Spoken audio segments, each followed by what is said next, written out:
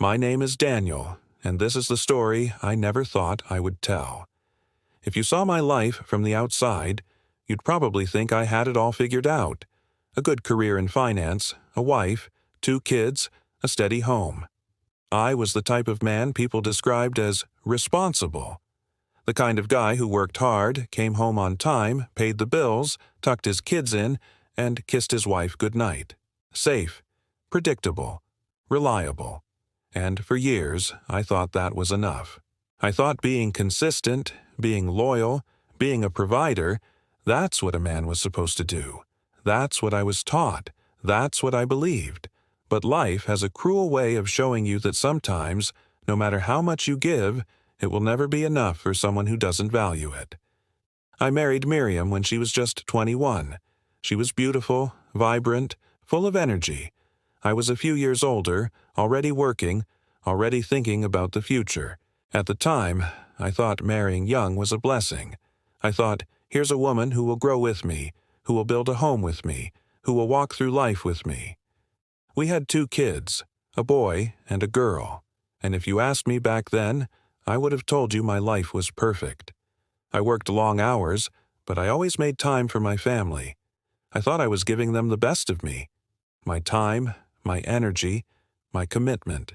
But looking back, I realize now that while I was busy building stability, Miriam was quietly drowning in discontent. I didn't see it at first. I didn't notice how her smiles faded, how she stopped laughing at my jokes, how she seemed distant even when she was sitting right next to me. I thought it was just stress, just the weight of motherhood. 2 kids in 5 years isn't easy. I figured she just needed time. What I didn't know was that she was already listening to a different voice, a voice that told her she married too young, that she was missing out, that she deserved more than a man who came home at 6 every evening, kissed her forehead, and asked how her day was. That's when Victor entered the picture. He was everything I wasn't. Loud, charming, reckless, the type of guy who could walk into a room and make everyone notice him. He made her feel young again, made her believe I was boring, predictable, safe to the point of suffocation. And me? I never even saw it coming. I'll never forget the day she told me she was leaving. She didn't sit me down gently. She didn't say she was confused or struggling. No, she looked me dead in the eyes and told me she had married too young, that she had never really lived, that I had suffocated her with my dull love. And then, like a knife to the chest, she said she didn't even want the kids. She told me they reminded her of the mistake she had made. I can't even describe what that moment felt like. To hear the woman you built a life with, the mother of your children, say she didn't want them, that she didn't want you, it was like the floor had been ripped out from under me. I didn't argue. I didn't beg. I just asked her one question. "Are you sure?" She said yes. So I let her go. People told me later that I should have fought harder, that I should have tried to win her back. But let me tell you something about betrayal. Once someone shows you that your love is not enough for them, you stop trying to hold on to them, because love without respect is slavery. And I refused to beg someone to stay who had already chosen to leave. So there I was, alone, with 2 kids looking up at me, confused, scared, asking questions I didn't know how to answer. I had to be strong for them, even when I was breaking inside. Do you know what it's like to tuck your kids into bed and hear them whisper, "When is Mommy coming home?" And to have no answer?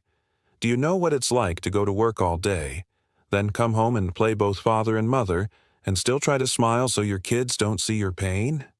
That was my life. For years, I raised them the best I could. I made their lunches, went to their school plays, stayed up all night when they were sick. I was exhausted, but I didn't complain. Because that's what men do. We endure. We carry the weight, even when no one sees it. And Miriam, she was out there with Victor, traveling, laughing, posting pictures, living the freedom she thought she had been denied with me. But life has a way of revealing the truth. It turns out Victor never loved her. He never cared about her dreams, her pain, her children. He only wanted her as long as she was fun, as long as she was an escape. The moment she needed more, he pulled away. He laughed at her tears, ignored her when she was sick, treated her like she was disposable. Meanwhile, I kept raising our kids, without bitterness, without turning them against her, because no matter how much she had hurt me, I wasn't going to let my children grow up poisoned by hate. Years went by, and one day, after Victor was done with her, she showed up again. I'll never forget that night. I heard a knock on the door. I opened it, and there she was. Miriam, the woman who had once been my world. She looked older, tired, worn down, and for the first time, I saw regret in her eyes. She broke down crying right there on the porch, begging me to forgive her, begging me to take her back, telling me Victor never loved her, that she had been blind, that she finally realized the treasure she had thrown away. And you know what? Part of me wanted to reach out. Part of me wanted to hold her and say, "It's okay, come home." Because that's what my heart used to feel for her. But another part of me, the wiser part, knew better. I told her the truth. You left us when we needed you. You broke not just me, but them. I raised them without you. I gave them the love you said you didn't care about. And now you return because another man didn't want you. Forgiveness is not the same as restoration. She cried harder, promised she would change, swore she would spend the rest of her life proving her love. But I had learned something over the years. Tears don't erase betrayal. Words don't rebuild trust. My children stood in the hallway, watching, listening, and I realized this wasn't just about me. It was about them. They deserved honesty. They deserved stability. They deserved to know that love is more than just passion. It's commitment. So I told Miriam, "I don't hate you, but I don't trust you. The children are old enough to decide if they want you in their lives. As for me, I don't know if I can ever be your husband again. I built a new life after you left. I became someone stronger, someone who learned to live without you. And that's the truth. I don't know if I'll ever take her back. Maybe time will soften my heart, maybe not. But one thing is certain. I'm not the same man I was when she left. Back then, I was the safe choice, the predictable one, the man she thought she could walk away from without consequence.